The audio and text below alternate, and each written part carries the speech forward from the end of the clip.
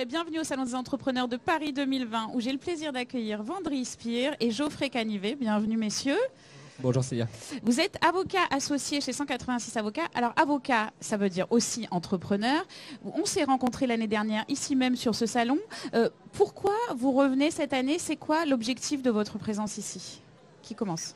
C'est moi qui commence. Allez. Merci Célia. En fait, notre présence ici, elle est naturelle pour nous parce que au cœur des entrepreneurs, on est nous-mêmes avocats entrepreneurs. Et donc, on s'en inspire, on s'en enrichit évidemment, mais on fait partie en fait de cette nouvelle tendance, cette nouvelle dynamique de la transformation de notre métier d'avocat traditionnel pour arriver dans un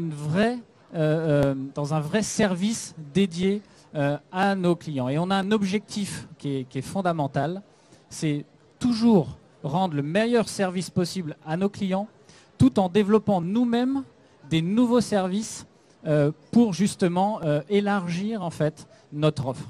Et on développe dans notre organisation tout un environnement de croissance pour stimuler justement ces nouveaux métiers qu'on peut exercer. Et comment ça se traduit concrètement, ces nouveaux services? Ça veut dire quoi si on donne des exemples? Alors c'est la structure qu'on vous avait décrite l'année dernière, une base traditionnelle avec une association d'avocats et au soutien de cette association d'avocats, une structure commerciale qui développe des services dont l'objet est déjà d'exploiter au mieux le cabinet pour mettre les avocats dans la meilleure position pour conseiller, défendre, assister, enfin au service de leurs clients. Et dans cette société commerciale, on développe différentes offres à destination de confrères, à destination aussi de clients, pour mieux s'adapter à leurs besoins sans forcément devoir passer par la prestation de l'auxiliaire de justice.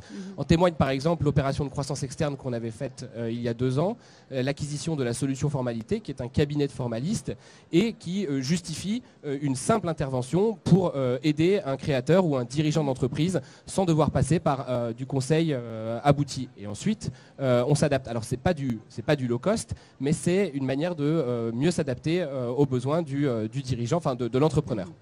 D'accord. Est-ce qu'il y a d'autres choses qu'on peut peut-être citer en exemple, peut-être pour montrer un petit peu la diversité de vos actions? Oui, bien sûr. On a plein d'exemples parce que l'objectif, en fait, c'est de rendre accessible notre métier d'avocat à nos clients, aux entrepreneurs. Et de leur montrer que ça a changé, que c'est plus seulement un auxiliaire de justice. Et donc, en s'enrichissant des relations que nous avons avec nos clients et les entrepreneurs, on met en place chez nous des process, des structures entrepreneuriales qui permettent de porter un projet. Et là, le client ressent qu'il a un interlocuteur qui le comprend parce qu'en fait, on vit la même chose, on développe la même chose et on a une facilité d'échange parce qu'on doit créer une relation presque d'intimité, en tout cas de confiance avec notre client. Et donc, par exemple, dans notre organisation, on a confié à nos collaborateurs le programme 186 Life, qui est un programme d'échange à l'intérieur du cabinet, qui organise la vie du cabinet. Dès qu'il y a un événement, on se réunit et on en profite pour tirer le meilleur de chacun et le meilleur de nos collaborateurs, parce que c'est eux aussi qui font vivre l'expérience client. Et quand l'expérience collaborateur est bonne, l'expérience client est satisfaisante. Donc il y a aussi une forme d'intrapreneuriat à l'intérieur de votre cabinet. Avec complètement, et on a des projets ultra stimulants qu'on est en train de mettre en place. Au-delà de la poursuite des projets existants, 186 Care, on va planter les arbres tous ensemble. C'est une opération vivante du cabinet. On a un projet d'organisation d'une structure de 186 sports. Et là, Geoffroy va vous en parler parce que alors dites-nous il est passionné. 186 sports, ça veut dire quoi? Oui, 186 sports, c'est la traduction de tout ce qu'on fait depuis de nombreuses années dans le milieu et l'industrie du sport. On est très investi. On avait commencé par sponsoriser des sportifs de haut niveau et maintenant nous sponsorisons des athlètes de haut niveau. On évolue aussi puisqu'on a une clientèle en droit du sport. On s'est inscrit à l'ordre en tant que mandataire sportif. Le mandataire sportif. Oui, donc c'est complètement un nouveau métier en fait. C'est un nouveau métier. Alors c'était un peu mon message.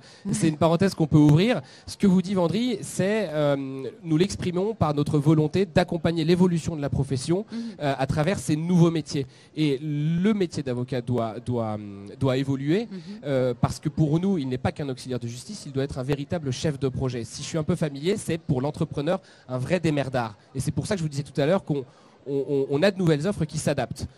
Parenthèse refermée, donc cette agence, en fait, c'est un peu le raisonnement chez 186. Dès lors qu'un projet concret s'organise et se structure, il faut le structurer.